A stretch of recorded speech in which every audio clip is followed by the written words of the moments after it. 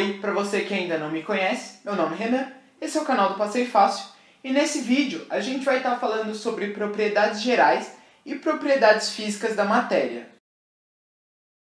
Primeiro, a gente tem que definir o que é propriedade geral. Propriedade geral é alguma coisa que todo corpo tem, independente de qualquer coisa, todo corpo vai ter essas características. São 8. Inércia, massa, extensão, impenetrabilidade, compressibilidade, elasticidade, divisibilidade e descontinuidade. Vamos começar pela inércia. O que é inércia? Inércia é um conceito que foi definido pelo Isaac Newton, cientista muito importante, famoso, um tempão atrás, e ele disse que um corpo ele tende a manter seu estado natural a menos que uma força haja sobre ele. Tipo assim, eu tô de boa aqui, parado. Se ninguém vier me empurrar e me tirar do lugar, eu não vou sair daqui desse lugar. Agora vamos para um exemplo mais de verdade, né? Vocês provavelmente já viram um jogo de sinuca.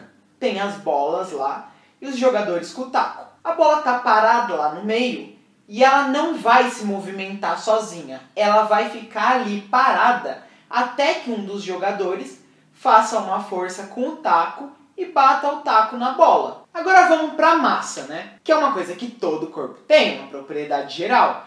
Algumas massas são diferentes. Provavelmente a massa que eu tenho é diferente da sua. Pode ser igual também, não sei. O conceito de massa é a quantidade de matéria que um corpo possui.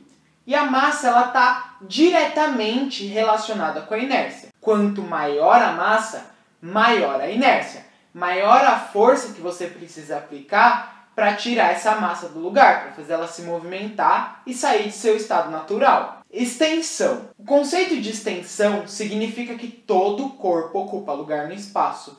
É impossível um corpo não ocupar lugar no espaço. É impossível você estar assistindo esse vídeo e não estar ocupando nenhum espaço, a menos que você não exista. O que eu acho bem improvável. Impenetrabilidade. Essa é uma coisa que todo mundo fala toda hora, só que ninguém sabe que chama impenetrabilidade. O conceito de impenetrabilidade nos diz que dois corpos não ocupam o mesmo lugar no espaço. E também foi definida há muito tempo atrás. Compressibilidade. Compressibilidade significa que todo corpo, ao receber a ação de uma força, ele vai se deformar. Pode ser um bloco maciço de chumbo. Ele vai se deformar por mais que você encoste um dedo nele.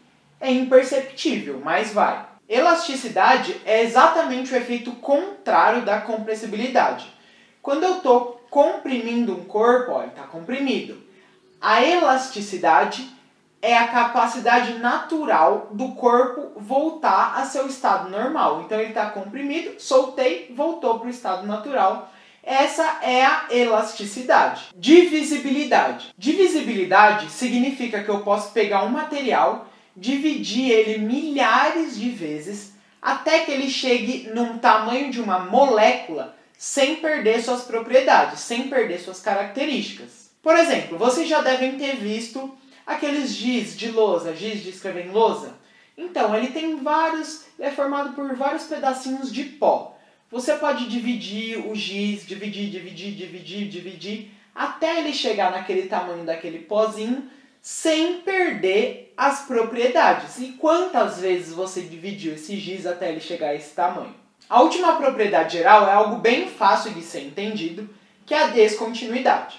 A descontinuidade significa que todo o corpo, as moléculas que formam o corpo, né, elas apresentam uma distância entre si.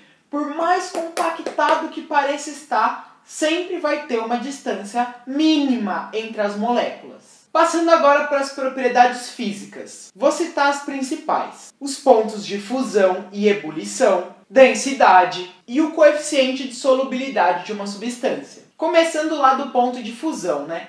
Ponto de fusão é aquele ponto em que o corpo está na passagem ali entre o sólido e o líquido. A água, por exemplo, apresenta um ponto de fusão de 0 grau.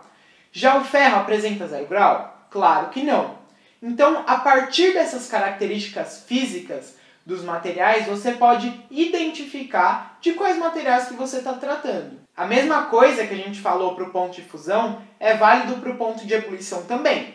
A água apresenta um ponto de ebulição ali de 100 graus Celsius, né? Um pedaço de ferro vai apresentar temperatura de ebulição 100 graus Celsius? Obviamente que não. Então você pode distinguir as diferenças entre os materiais a partir das propriedades físicas. Densidade é a relação de divisão entre massa e volume.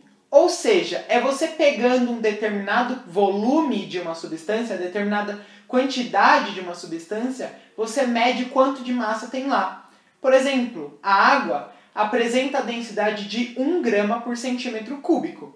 Ou seja, você pegando o volume de 1 centímetro cúbico de água, ali naquele pequeno volume vai ter 1 grama. A última propriedade física que a gente vai tratar aqui nesse vídeo é o coeficiente de solubilidade. O coeficiente de solubilidade serve para a gente saber a determinada quantidade de um sólido que cabe num líquido e se dissolve totalmente. Ou seja, a gente tem que saber a quantidade de sólido que a gente pode inserir num líquido, ou quanto de sólido que tem um determinado líquido. Isso significa que a fórmula para saber o coeficiente de solubilidade é a massa do sólido que você está inserindo dividindo pelo volume que tem no líquido. Uma aplicação prática do coeficiente de solubilidade. Vamos supor lá que eu quero tomar uma água com açúcar. Só que eu quero colocar um tanto de açúcar que se dissolva totalmente na água e não fica aquele açúcar no fundo. Sabe quando você coloca muito açúcar e fica aquele açúcar de fundo ali, aquele resto? Então, eu quero fazer um tanto com que o açúcar se dissolva totalmente na água. Eu preciso saber quantos gramas de açúcar eu posso colocar em uma quantidade de água. Vamos fazer a experiência aqui de quanto de açúcar que cabe nesse tantinho de água. Eu não sei quanto de açúcar tem aqui, nem quanto de água tem aqui. Mas só para a gente dar uma olhada. Aqui tem mais ou menos 1/3 de copo, de uns 250 ml. E aqui a gente vai medir a quantidade de açúcar pelo número de colheres. Vamos lá então? 1, 2... Ó, quando deu um tanto que ficou assim no fundo, você dá uma misturada para ele mexer bem e a gente vê se vai dar certo ou se não vai, né? Bom, vocês não conseguem ver, mas eu já consigo ver que aqui no fundo do copo eu misturei bem, ficou uma parte bem pequena de açúcar, pouquíssima coisa. Então eu posso aproximar os resultados. Eu coloquei 2 colheres de açúcar em 1/3 de copo. Então, fazendo a concentração do açúcar em água, eu divido número de açúcar, a massa que eu tenho de açúcar, que foram 2 colheres, e o volume do copo, que é mais ou menos 1/3 de copo. Então, fica 2 dividido por 1/3. Você fazendo as contas aí, você vai ver que a concentração é de 6 colheres por copo. Ou seja, para eu fechar, completar isso aqui e não ficar nada lá no fundo, o máximo em um copo cheio são 6 colheres de açúcar que eu posso colocar. Obviamente, a colher desse tamanho.